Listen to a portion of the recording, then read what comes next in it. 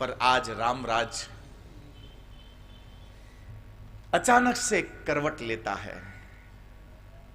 उद्घोष हो चुका कि कल प्रातःकाल राम राज्याभिषेक होगा, घोषणा हो गई।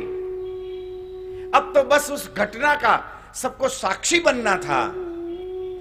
एक रात में घटना ने कुछ ऐसी करवट ली कि रामराज बहुत दूर की बात हो गई। 1-2 साल नहीं, 14 वर्ष के लिए वो टल गई।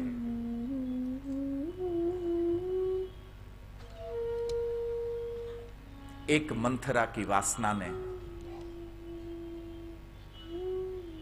राम राज्य की स्थापना को रुकवा दिया।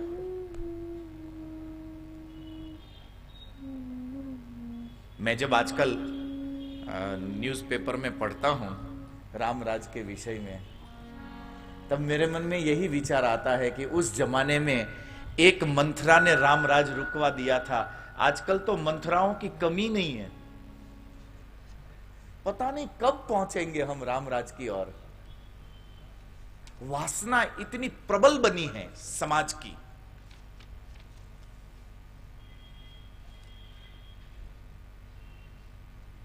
नथी दीठी भूख ने छताए भूख पर बोले। पूज्य मुरारी बापू ने गुजरात विद्यापीठ के प्रांगण में कथा करते हुए यह बोला था, आई थिंक 1986।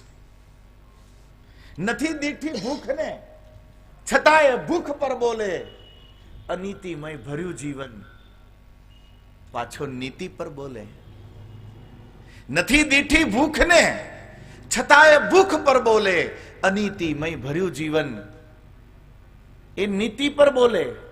पराई नार ने देखी नयन जेना आम तेम डोले, सभा मध्य उभो थईने पाछो ब्रह्मचर्य पर बोले।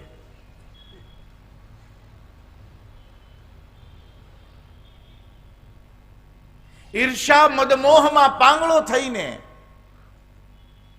આમ તેમ ડોલે, વ્યાસની ગાદી પર બેસીને પાછો ધર્મ પર બોલે। નથી દીઠી ભૂખને છતાંય ભૂખ પર બોલે।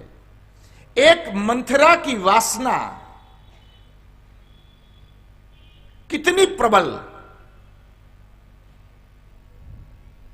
कि राम राज्य को 14 साल के लिए पीछे धकेल दिया।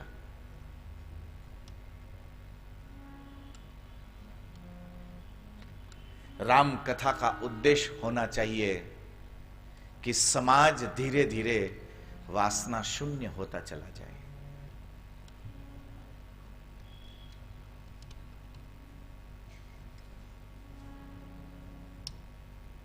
लोग कैकेयी को दोष देते हैं, पर सच्चाई यह है कि कैकेयी को जब मंथरा मिलती है तब कैकेयी अपने राजभवन में दीपक जला रही थी। कैकेयी तो उत्सव मना रही थी।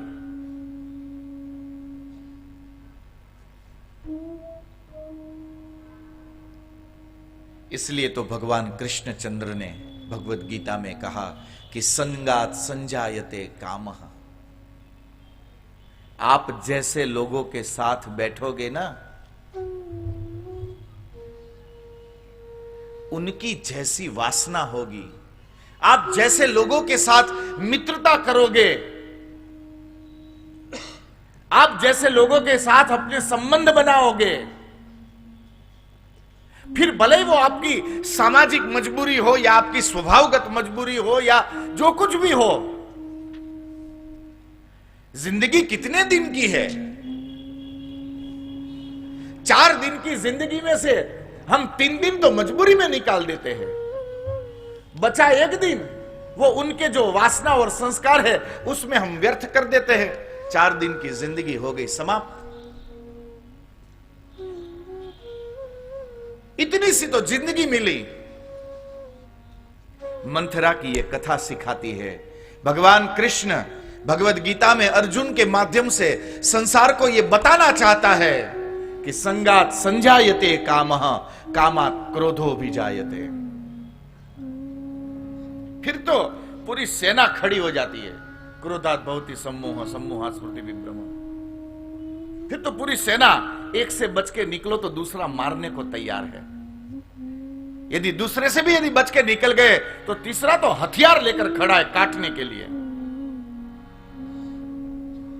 स्मृति भ्रंशात बुद्धिनाश, बुद्धिनाशात प्रणश्यति, ले डूबेगा वो।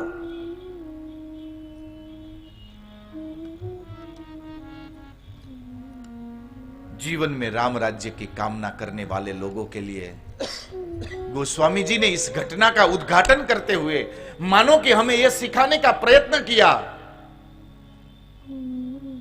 कि असंग होकर समाज में जीने की आदत डालो, आपकी मुस्कुराहट करुणामय मुस्कुराहट बन जाएगी। आपको देखकर दूसरों के मन में एक अलग प्रकार की एक श्रद्धा, एक शांति, एक अपनापन आपकी मुस्कुराहट में दिखेगा। आप उस अपनेपन को ठुकरा नहीं पाओगे।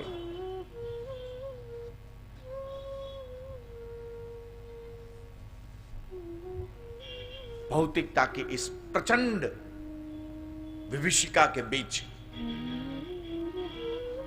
अब तो मंथरा को काम करना ज्यादा सरल हो चुका है।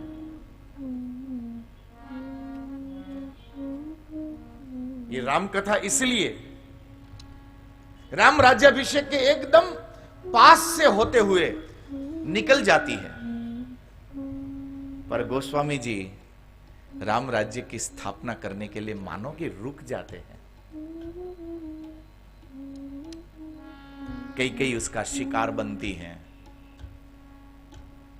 कई कई मन है, कई कई बुद्धि है, क्षमा करना, कई कई बुद्धि है।